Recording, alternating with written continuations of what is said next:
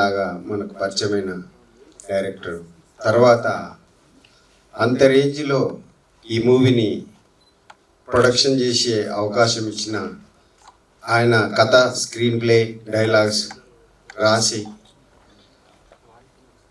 DOP none other than a legendary personality in film ఇండస్ట్రీలో దాదాపుగా 70 మూవీస్కి పైగా డిఓపి చేసిన మధు అంబటి గారు దీనికి డిఓపిగా పనిచేశారు.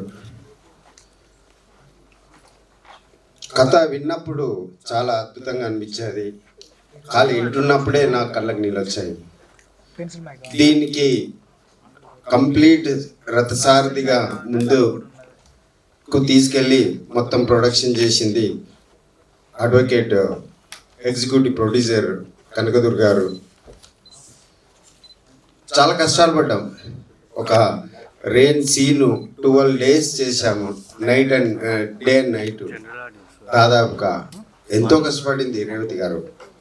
దాంట్లో నీలమై తన ప్రాణాన్ని పెట్టింది. Actually she loved the whole movie. అంటే అందులో నీలమైపోయి తనకు తాను చూసుకుంటుంది ఒక మదర్ లాగా. ఆకలి మనసులను చంపుతుంది అని అనేది ఇన్నిండి వచ్చేమో, కానీ ఇలా ఒక ఆకలి సమాజాన్ని ఎలా నలిపేయచ్చు అన్న ఒక విధమైన మెసేజ్ ఇవ్వటం అని. అనాథ పేరెంట్స్ లేకపోతే ఒక పెంపకం ఎలా ఉంటుంది, పేరెంట్స్ గైడెన్స్లో ఒక పెంపకం లేకపోతే సమాజం వాళ్ళని ఎలా చూస్తుంది, ఆ సమాజానికి ఎలా వాళ్ళు రియాక్షన్ అవుతారు అన్న ఒక మంచి మెసేజ్ ఈ మూవీ ద్వారా ఇవ్వడం అనేది ఒక గొప్ప అవకాశం యాజ్ ఎ ప్రొడ్యూసర్గా. అందరికీ నమస్కారం.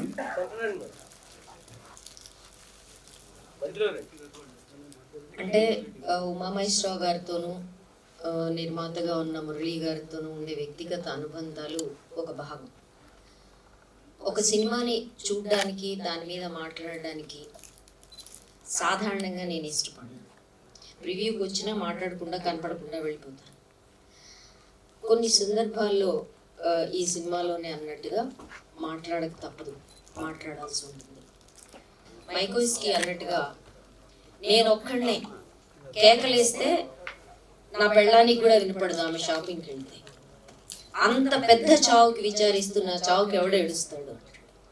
పెద్ద చావులైనా చిన్న చావులైనా ప్రపంచం మొత్తం తనలోని మానవత్వాన్ని చంపేసుకుంటున్న వేళ, తనలోని ఉండే ఒక సామాజికత్వాన్ని చంపేసుకుంటున్న వేళ మనం ఈ సినిమాని తీసుకున్నాం. ఈ సినిమాని ఒక అమ్మ ప్రేమ నుంచి, ఒక వ్యక్తిగతమైన అమ్మ ప్రేమ నుంచి, ఒక విశ్వజనీయమైన ప్రేమ వైపు, ఒక సాంఘిక ధర్మం వైపు, ఏ సాంఘిక ధర్మాన్ని అయితే మనం విస్మరిస్తున్నామో ఆ సాంఘిక ధర్మం వైపు ఆలోచించడానికి ఇది ఒక ప్రేరణ కావాలి. ఎవరో నా వెనకాల అంటున్నారు సినిమా అయిపోగానే ఇది మెసేజ్ ఓరియంటెడ్ అని. నాకు చాలా నవ్వు వచ్చింది. పరమ చౌకబారుగా మన నెత్తిన రుద్దుతున్న ఈ సినిమా వ్యాపారం మధ్యలో ఇలాంటి సినిమా తీస్తే పాపం ఉమామహేశ్వరరావు గారు, మురళీ గారు కలిపి ఒక సందేశాత్మక సినిమా తీశారు అని చాలా జాలి పడుతున్నారు. పడొచ్చు కూడా భవిష్యత్తులో. కానీ ఈ సినిమాని నిజంగా అర్థం చేసుకునే వాళ్ళు అందరూ అలాంటి వాళ్ళని చూసి జాలి పడతారు. మనం తట్టుకోవడానికి సిద్ధంగా లేవు, మనకంత ధైర్యం లేదు.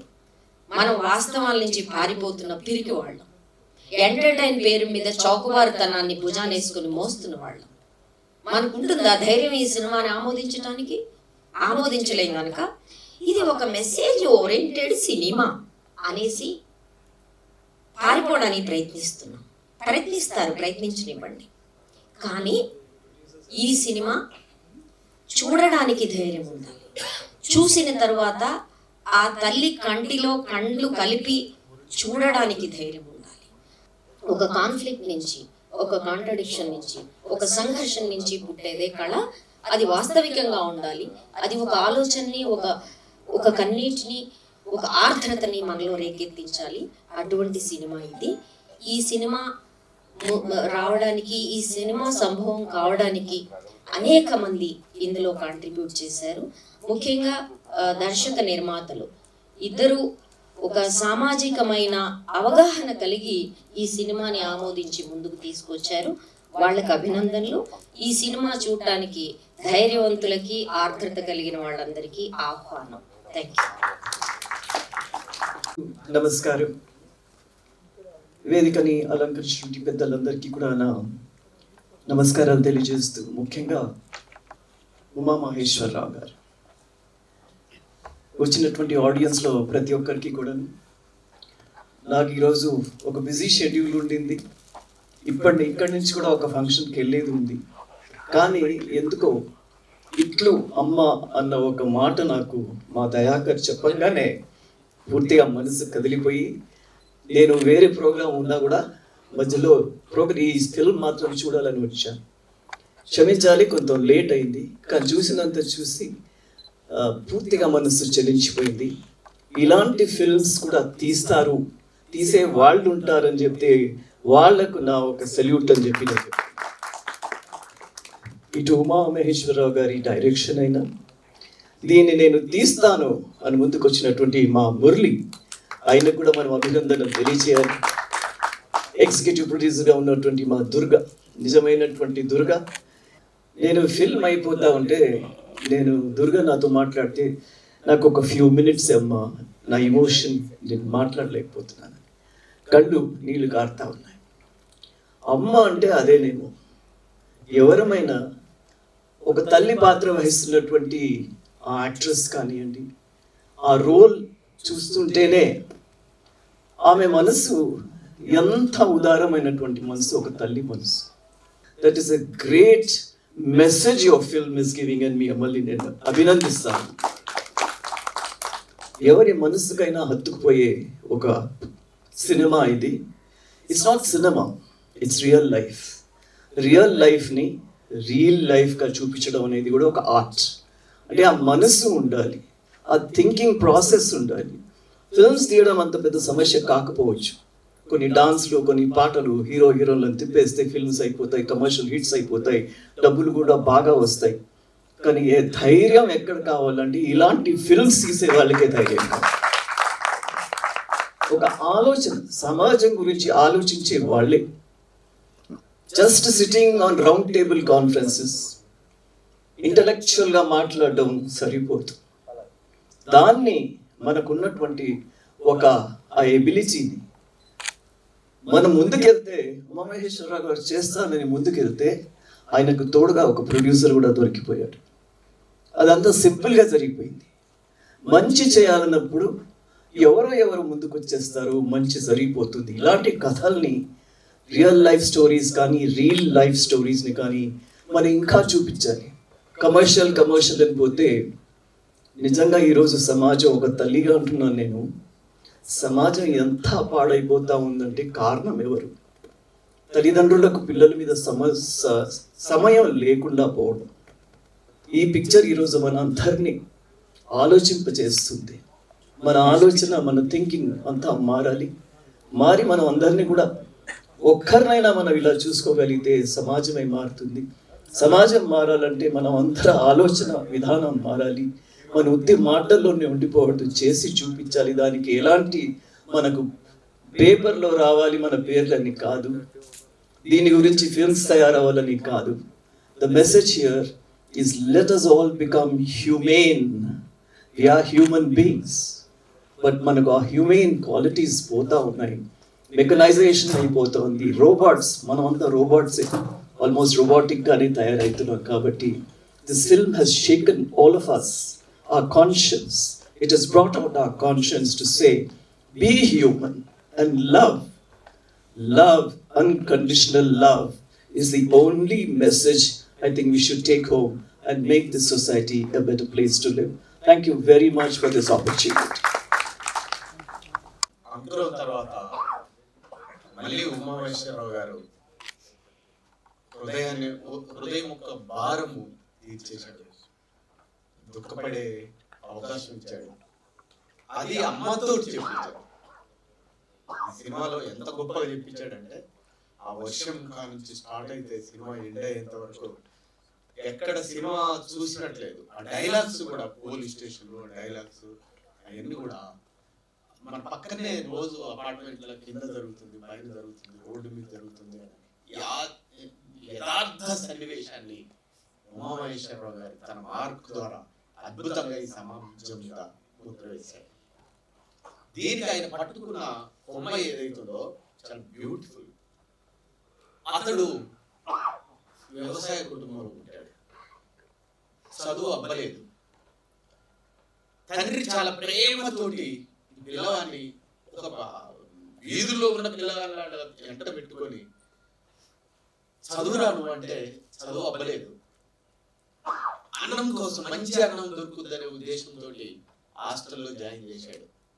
ఆ మంచి అన్నం దొరకటం కోసమే చదువుకున్నాడు, ఇంజనీర్ అయ్యాడు, అమెరికా పోయాడు, కులం మతం తీసి అవతల పారేశాడు, ఓ భారతీయుడిగా నిలబడి తన ఫ్యామిలీని, తన కుటుంబాన్ని మొత్తం కూడా ఎవరికి సంపాదించినంత ఆస్తి సంపాదించాడు.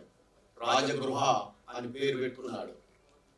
తను ఎంతవరకు ఎదిగిన తర్వాత మిగతా పెట్టుబడిదారి సమాజానికి, అరే నేను చాలా ఎదిగాను రా, డబ్బు సంపాదించడం కాదు ఇక్కడ, స్వార్థానికి మనిషి దిగజారిపోకూడదు, నీ చుట్టూ ఉన్న సమాజాన్ని చూడు అని చంప మీద ఒక దెబ్బ పుట్టుకుంటాడు. ఇవాళ సమాజానికి నీ డబ్బు, నీ చదువు, నీ శాస్త్రం ఏదైనా ఉందా అంటే కొన్ని వేల తరబడి పేదరికంతో మగ్గుతున్న జాతులు, పేదరికం ఏదైతుందో ఒక్కసారి కన్నెత్తి ఆ మేడ మీదకి వెళ్ళి చూడు అని, ఇంతవరకు చూడని ఒక మహిళని తీసుకొచ్చి చూపెట్టాడు. కృష్ణారామ అని సమాజాన్ని చూడకుండా ఉన్నారే, ఆమెను తీసుకొచ్చి చూపెట్టాడు ఈ సమాజంలో. ఇక్కడ నా గుండె కడిగి వేసినట్టుంది. బుద్ధుడు ఇదే చేశాడు, బాబాసాహెబ్ అంబేద్కర్ ఇదే చేశాడు, బొమ్మకు మురళి ఈరోజు అదే చేశాడు. కాబట్టి మాకు డబ్బులు ఏం చేస్తామో ఇప్పుడైనా గుర్తుపెట్టుకోవాలి. మీరు డాక్టర్ అయితే ఎవరిని బాగు చేస్తామో ఇప్పుడైనా చూడండి. మీ ఇంజనీర్ అయితే ఎలాంటి కట్టడాలు కడతామో ఇప్పటికైనా ఆలోచించండి. మా తెలివితేటలు మొత్తం కూడా సమాజ గమనానికి ఉపయోగపడ్డాయి కానీ ఇలాంటి వాటికి ఉపయోగపడలేదు. ఇప్పటికైనా అలాంటి మహిళని తీసుకొచ్చి ఈ సమాజాన్ని ఒక చెప్పు పెట్టి కొట్టించాడే ఉమామహేశ్వరరావు గారి ద్వారా. మురళి చాలా గొప్పవాడు, నిజంగా నీ జన్మ ధన్యమైంది మురళి. వాళ్ళమ్మ ఈ రోజే నిన్నటిదాకా హాస్పిటల్లో ఉంది, వాళ్ళమ్మ ఈ రోజే రిలీజ్ అయింది. సినిమా చూడండి ఎంత టెన్షన్ తోటి. కాబట్టి డబ్బులు సమాజంలో ఇవ్వాలి చాలా. పాడి పంటలు కల్ల దేశం, పస్తులతో అల్లాడు తరుణం, పేదలే నిరుపేదలై, ధనవంతులే ధనవంతులై, ఆకలితో జనం ఒక్కటైతే ఆగమేరోయి, అంతరాలు లేని లోకమే శాంతి వనమోయి. రేపటి విప్లవానికి మురళి ఉమామహేశ్వరరావు గారు అందించిన ఒక అద్భుతమైన మెట్టు ఈ సినిమా అవుతుందని నేను ప్రగాఢంగా నమ్ముతున్నాను. ఇక్కడ ఇచ్చేసిన గొప్ప వ్యక్తులు, మంచి యాక్టివిస్ట్. తర్వాత గీతారెడ్డి గారి గురించి ఒక విషయం చెప్పాలి. నేను అంకురం సినిమా తీసినప్పుడు ఒక అభినందన సభ జరిగింది హైదరాబాద్లో. నేను మద్రాసు నుంచి వచ్చినప్పుడు ఆవిడని చూశాను. ఆ సభలో చాలా బాగా మాట్లాడారు. ఇవాళ ఈ ఇట్లు సినిమా ద్వారా ఆవిడని ఇక్కడ చూడటం చాలా గొప్పగా ఉంది, చాలా ఆనందంగా ఉంది. తర్వాత ఇక్కడ ఉన్న విమెన్ సోషల్ యాక్టివిస్ట్ అందరూ నా ఫ్రెండ్సే. దేవి గారు, జమున గారు, సజయ్ గారు, అందరూ అక్కడ ఉన్న వనజ గారు అందరూ నా ఫ్రెండ్సే. వీళ్ళు అంటే మొట్టమొదటి నుంచి అంటే ఫెమినిజం కానీ లేకపోతే వేరే ఎగ్జిస్టెన్షియలిజంకి సంబంధించిన విషయాలు కానీ అవి కేవలం గ్రూపులకే సంబంధించిన విషయాలు కాదు, ఇది అందరికీ సంబంధించిన విషయము. It is a social ట్రోమా. ఒక ఎగ్జిస్టెన్షియలిజం అనేది సోషల్ ట్రోమాని మొట్టమొదటి నుంచి భావిస్తూ అది మొత్తం సొసైటీ అడ్రస్ చేయవలసిన అవసరం ఉందని భావించేవాడిని నేను. అదే నా మిత్రులందరికీ ఎప్పుడు చెబుతూ ఉంటాను. తర్వాత ఇలా ఏ సినిమా అయినా తీసేది జనం చూడాలని, డెఫినెట్గా ప్రజల యొక్క అభిమానం పొందాలని మేము ఆ ఉద్దేశంతోనే సినిమా చూసాము. ఇవాళ మారుతున్న పరిస్థితుల్లో ఏదైతే కమర్షియల్ సినిమా అని చెప్తున్నారో, ఏదైతే ఏది ఆర్ట్ సినిమా అని చెప్తున్నారో అలాంటి తేడాలు లేవు. జీవితంలో ఎన్నో కథలు ఉన్నాయి, జీవితాన్ని చూడాలి, తరచి చూడాలి దానికి. అంతేగాని అంతకు ముందున్న విషయాన్ని ఫాలో అవుతూ వాటి ద్వారానే ముందుకు వెళ్ళటం అనేది న్యాయబద్ధం కాదు. ఇవాళ వస్తున్న యువతరం దాన్ని ఏమాత్రం ఆమోదించదు. ఇవాళ ఓటీటీస్ ఇవి వచ్చిన తర్వాత చాలా విషయాలు, ముఖ్యంగా జీవితాన్ని ప్రతిబింబించే సినిమాలు, మిగతా భాషల్లో వస్తున్న మంచి సినిమాలన్నీ ఇవాళ యువతరం చూస్తుంది. వాళ్ళ ఆదరణకి వెళుతుంది అన్న ఉద్దేశం నాకు కానీ, ప్రొడ్యూసర్కి కానీ, దీంట్లో పనిచేసిన అందరికీ ఉంది. ఇప్పటి వరకు ఉన్నారు మరి ఇక్కడ పాటలు రాసిన ఇండస్ మార్టిన్, దాంట్లో పాట రాసిన ఆఖరి పాట రాసిన రాము మిరియాల కానీ వీళ్ళందరూ ఇక్కడ ఉన్నారు. వాళ్ళందరి సహకారంతో ఒక సినిమాని రూపొందించడానికి ప్రయత్నించాము. ఆ ప్రయత్నం మీరందరూ చూసి దాంట్లో ఉన్న స్వారస్యాన్ని గ్రహించినట్లయితే అది మేము చాలా వరకు సక్సెస్ అయినట్లు, మా నమ్మకం మీ దగ్గరికి వెళుతున్నట్లు నేను అనుకుంటున్నాను. మీరు రాటిఫై చేయవలసిన అవసరం దాని మీద ఉంది. ఇంకొక విషయం ఏమిటి అంటే, ఇవాళ ప్రపంచంలో ప్రతి వ్యక్తి ఒక ద్వీపంలాగా మిగిలిపోతున్నాడు.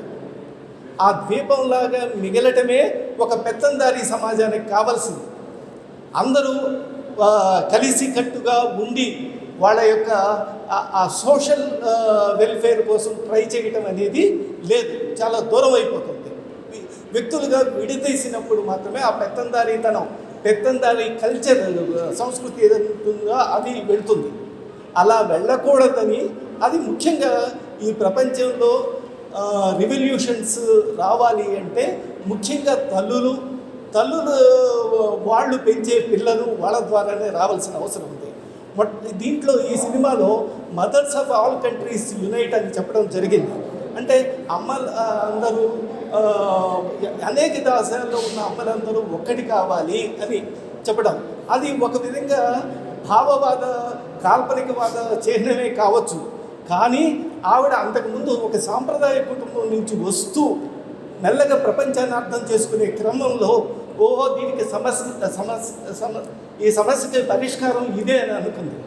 దానికంటే ఇంకా ముందుకు వెళ్ళేప్పుడు ప్రతి స్త్రీ తప్పనిసరిగా యాక్టివిస్ట్ కావాలి, అది 4 గోడల మధ్య పరిమితం అవ్వకూడదు అని చెప్పడం కూడా ఉంది.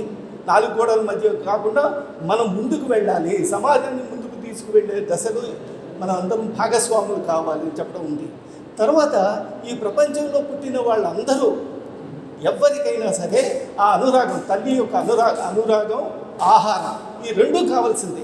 ఇవి ఏ విధమైన డిస్క్రిమినేషన్తో అయినా సరే వాళ్ళకి లేకపోయినప్పుడు అది ఏమాత్రం సామాజికంగా కానీ, ఎథికల్గా కానీ ఏ విధంగా సహించలేని విషయం.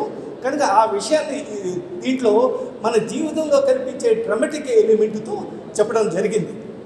కనుక ఇవాళ ఈ సినిమాని తప్పనిసరిగా ఆదరిస్తారని నేను భావిస్తున్నాను. ఇంకొక విషయం ఏమిటి అంటే, దీన్ని సోనీ లైవ్ వాళ్ళు తీసుకోవడం జరిగింది. వాళ్ళ దగ్గర నుంచి నాకు వచ్చిన ఫీడ్బ్యాక్ ఏమిటి అంటే, ఇలాంటి యూనివర్సల్ థీమ్స్ అంటే ఈ సినిమాని ఇక్కడే కాదు, అమెరికాలోను, స్విట్జర్లాండ్లోను, అలాంటి చోట్ల అన్ని చోట్ల చూస్తారు, ఆఫ్రికాలోను అన్ని చోట్ల చూస్తారు. ఇలాంటి యూనివర్సల్ థీమ్స్ చేయండి, వాటిని మేము ప్రమోట్ చేస్తాము. తర్వాత రేపు రేవతి గారు ఇంటర్వ్యూకి సంబంధించి ఒక క్వశ్చన్ కూడా పంపించడం జరిగింది. ఆ క్వశ్చనీర్లో ఈ సినిమా ప్రపంచ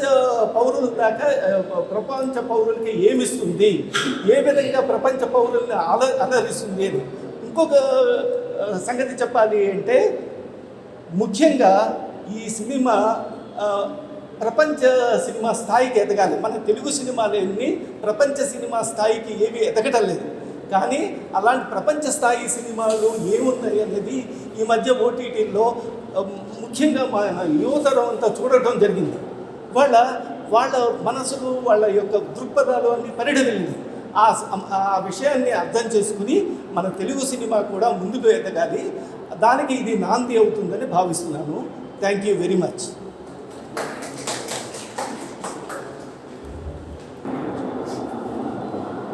ఇట్లు అమ్మ మూవీని బొమ్మకు క్రియేషన్ ప్రొడక్షన్లో చేసిన 5th ప్రొడక్షన్. కథ, స్క్రీన్ ప్లే, డైలాగు ఉమామహేశ్వర గారు రాశారు. నేషనల్ అవార్డు సౌండ్ వినబడుతుందా? యా. సో దీనికి main lead actress, legendary actress, national award winner Revathi గారు. డిఓపి 700 మూవీస్ చేసిన డిఓపి పర్సన్ మధు అంబట్ గారు. సన్నీ ఎంఆర్ మ్యూజిక్ డైరెక్టర్గా ఆయన సర్వీస్ ఇచ్చారు. టోనీ విజువల్ ఎఫెక్ట్స్ ఇచ్చారు. And DA and other post production Liju is the technician we used. Executive producer Durga గారు. వీరందరి సమక్షంలో ఈ మూవీ రేవతి గారు లీడ్ చేసిన మూవీ ఇది. దాదాపుగా అన్ని కోణాల్లో ఎక్స్ప్లోర్ చేసిన ఒక మంచి మూవీ ఇది.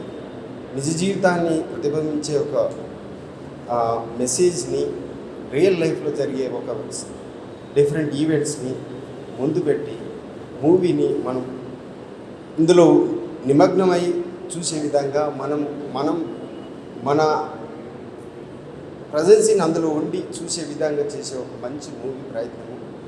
అంకురం తర్వాత ఒక 30 years తర్వాత ఎంత మంచి మూవీ వచ్చిన మూవీ అని అంటే ఇట్లు అమ్మ. దీనికి నేను ప్రొడ్యూసర్ చేయడం అనేది నా యొక్క అదృష్టంగా భావిస్తున్నాను. ఈ మూవీని పోటీపడి కొని మళ్ళీ ప్రీమియర్ వరల్డ్ వైడ్ ప్రీమియర్ షోలు ఇస్తున్నది సోనీ తీసుకున్నది. 8th అక్టోబర్ నుంచి స్ట్రీమింగ్ చేస్తున్నది. మూవీ అనేది ఎలా ఉండాలి అని అంటే విజువల్ మీడియా, డైలాగ్ తక్కువ ఉండి విజువల్ మీడియా నిజ జీవితాన్ని ప్రతిబింబం చేసే ఒక వ్యవస్థ. అది చాలా ఇన్ఫ్లుయెన్సిబుల్ మీడియం ఇది. దీన్ని ప్రాపర్గా వాడితే ఎన్నో చేంజెస్ మనం ఎక్స్పెక్ట్ చేయగలం. సో అదే ప్రయత్నంలో ఒక భాగంగా మూవీ నేను చేయడం అనేది, అది ఇట్లు అమ్ము చేయడం అనేది నా అదృష్టంగా భావిస్తుంది. అయితే ఇందులో ఒక పెంపకం అనేది ప్రాపర్గా లేకపోతే సమాజంలో ఒక విషవృక్షాన్ని క్రియేట్ చేసే ఉండొచ్చు అనే ఒక అవకాశాన్ని, అది ఎలా తయారవుతుంది అనే ఒక సన్నివేశాలని చాలా ఈజీగా ఒక మాతృ హృదయంతో ఎక్స్ప్లోర్ చేసిన ఒక సన్నివేశాలు ఉంటాయి. ఒక అనాథ పేరెంట్స్ లేకుండా ఉండి మన మధ్యన ఉన్నప్పుడు సమాజం అతన్ని ఇగ్నోర్ చేసినప్పుడు ఆ సమాజం పట్ల ఎలా పడిగెత్తి కాటేసే అవకాశం ఉంటుంది అని అనే పాయింట్ని ప్రతి ఒక్కరిని తట్టి మనం కూడా సమాజం పట్ల మన యొక్క రెస్పాన్సిబిలిటీ ఉండాలి అనే పాయింట్ని తీసుకొస్తుంది. ఇది వరల్డ్ మదర్స్కి ఒక పిలుపులాగా ఇచ్చి మన పిల్లల్ని, మనతో పుట్టిన పిల్లలనే కాకుండా మన సమాజంలో మన పిల్లలతో ఉండే వాళ్ళని ఎలా పెంచుకుంటే మన సమాజం మంచిగా మన భావితరాలకు ఇవ్వచ్చు అని అనే పాయింట్ని బాగా చెప్పి ఈ మూవీ మీకు గిఫ్ట్ ఇచ్చినందుకు నాకు ఒక పెద్ద ప్రౌడ్ ఫీల్గా అనిపిస్తుంది. సో దీనికి సహకరించిన టోటల్ 24 క్రాఫ్ట్ ఉన్న ఫిలిం మేకింగ్లో వాళ్ళందరికీ నేను మనస్ఫూర్తిగా ధన్యవాదాలు తెలుపుతున్నాను. ఇది అందరూ ఆదరిస్తారని చెప్పేసి వరల్డ్లో ఉన్న ప్రతి మదర్స్కి నేను ఇన్వైట్ చేస్తూ పాదాభివందనం చేస్తూ ఇది ఒక నా తరపున ఒక చిన్న ప్రయత్నము మీరు వాచ్ చేయాలని కోరుకుంటున్నాను. Thank you. ఇట్లు అమ్మ. ఈ ఇట్లు అమ్మ మూవీలో నాకు ఒక చిన్న పాత్ర ఇచ్చి అందులో ఎగ్జిక్యూటివ్ ప్రొడ్యూసర్గా నాకు అవకాశం ఇచ్చిన మురళన్నకి, డైరెక్టర్ గారు ఉమామహేశ్వర్ గారికి నేను నిజంగా సిరిసాబి వందనం చేస్తున్నాను. ఇది సినిమా అంటే తక్కువ, ఇది మన నిజ జీవిత గాథ. ప్రతిరోజు మనం సొసైటీలో ఇలాంటి సినిమాకి పెట్టుబడి పెట్టిన బొమ్మకు మురళి అన్నకి చాలా చాలా థ్యాంక్స్. ఈ మూవీ క్రూ టీమ్ అందరికీ ఆల్ ది బెస్ట్. ఈ మూవీ 100% చెప్తున్నాను, ఎవరు రివ్యూ రాసినా రాయకపోయినా మీ అందరు హృదయాలు కదిలించే సినిమా, ప్రతి ఒక్కళ్ళు బయటికి చెప్పుకోపోయినా తడి కళ్ళతో వెళ్ళకపోతే నా పేరు కనకదుర్గే గారు. It's a super good movie, నిజంగా చెప్తున్నాను.